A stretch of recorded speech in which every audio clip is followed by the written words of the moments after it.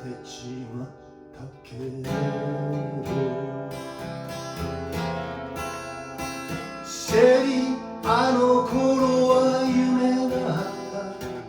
夢のために生きてきた俺だけど、シェリー、お前の言う通り、金か夢かわからない暮らしさ、転がり続ける俺の生き様を、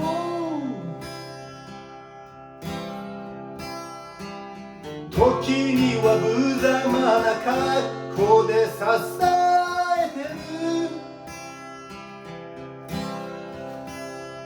シェリー、優しく俺を叱ってくれ、そして強く抱きしめておくれ。お前の愛が全てを包むから。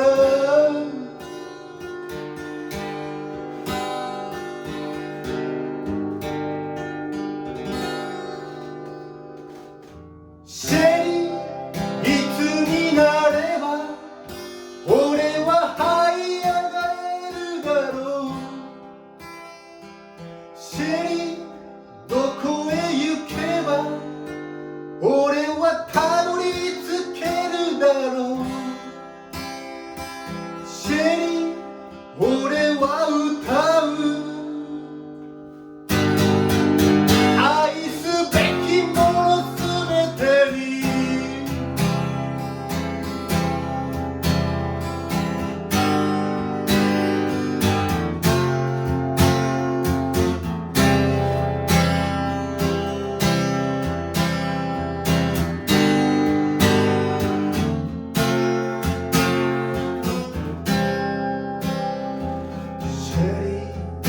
見知らぬところで人に出会ったらどうすりゃいいかい。シェリー、俺ははぐれ者だから、お前みたいにうまく笑えやしない。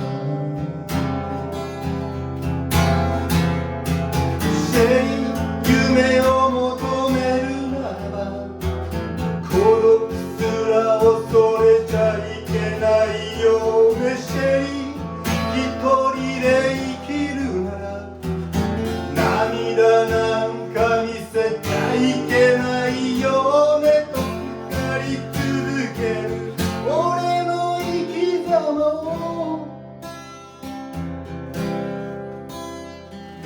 時には涙をこらえて支えてる。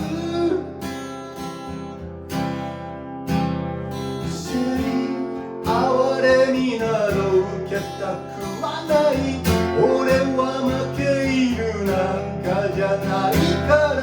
俺は真実へと歩いているかい。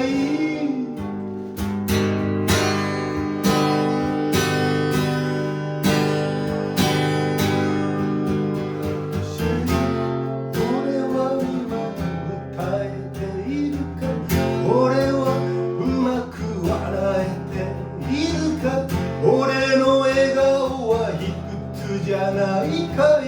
俺は誤解されてはいないかい。